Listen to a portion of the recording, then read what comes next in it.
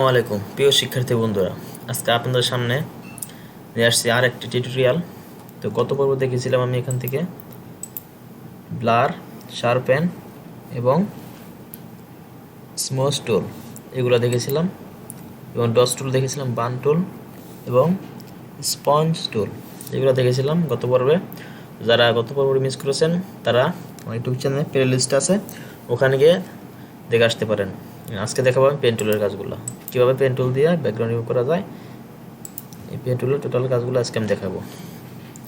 তো আমার সামনে একটা ইমেজ ওপেন আছে। তো আমি এই ইমেজটা আপনার দেখো কীভাবে করতে হয়। তো ইমেজটা প্রথমে আমি বড় করে নিব।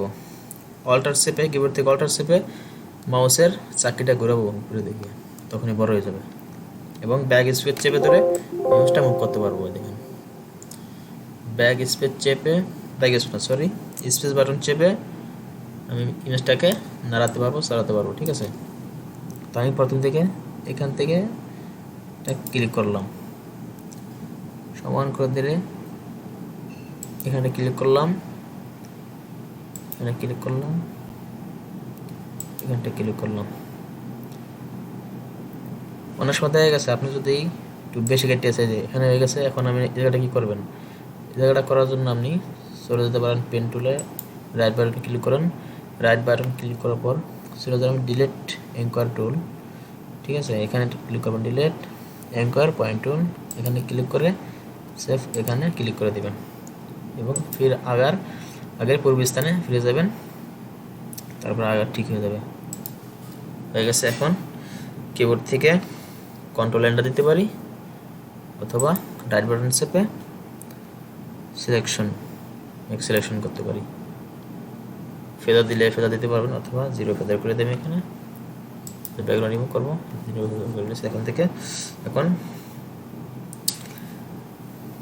কন্ট্রোল যে বাটন চাপলে ব্যাকগ্রাউন্ড রিমুভ হয়ে গেছে। দেখেন, ব্যাকগ্রাউন্ডটা রিমুভ হয়ে গেছে। ইজি। আমি ছোটো ছোটো টিউটোরিয়াল বানাই দিয়েছি যাতে দর্শকরা বুঝতে পারে সুন্দরভাবে, এই জন্য আমি ছোটো ছোটো টিউটোরিয়াল বানাই দিয়েছি। তো এটা হলো বেসিক গ্রাফিক ডিজাইন বিগিনার্সদের জন্য, যারা একেবারে জানে না তাদের জন্য, এই জন্য ছোটো ছোটো করে টিউটোরিয়ালটা বানাইতেছি।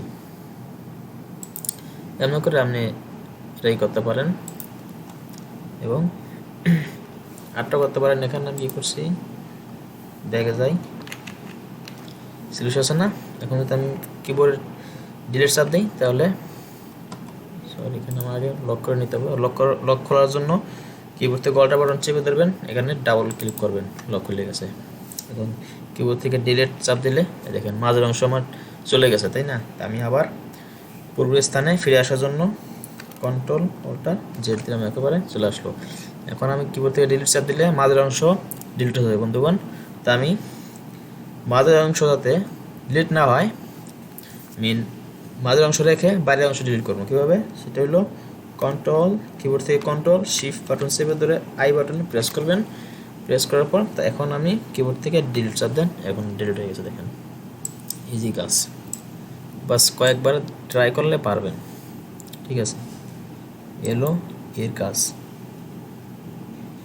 অনেক সময় দেখা গেছে আপনার কোনো ট্রাই অ্যাড করা লাগে, অ্যাড করতে পারবেন আপনি। এখানে গিয়ে এখানে অ্যাড করতে পারবেন, পয়েন্ট অ্যাড করতে পারবেন, এখানে পয়েন্ট অ্যাড করতে পারবেন। পয়েন্ট অ্যাড করে আপনি করতে পারবেন, নাড়াতে পারবেন, চলাতে পারবেন। এইভাবে দেখা গেছে অনেক বড় একটা ইমেজ পাস করছেন, দেখা গেছে পরে আপনার সমস্যা হয়েছে, আপনি কি আবার কাজ করবেন না?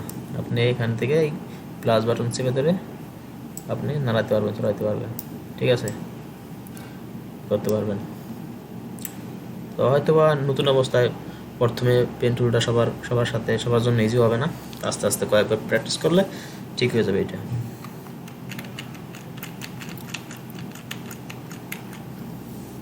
প্র্যাকটিস করলে ঠিক হয়ে যাবে। এবং এই যে কার্বন পয়েন্ট টুল, এটাও কী করতে পারবেন, নাড়াতে পারবেন। পেন টুল করলাম আমি, এখন এই পয়েন্টে গেলাম, এখন ধরে নাড়াতে পারবো, পুরো পয়েন্টটা ধরে আমি করতে পারছি। এই যে আমি নাড়াতে পারতেছি, এখান থেকে মুভ করতে পারতেছি আমি।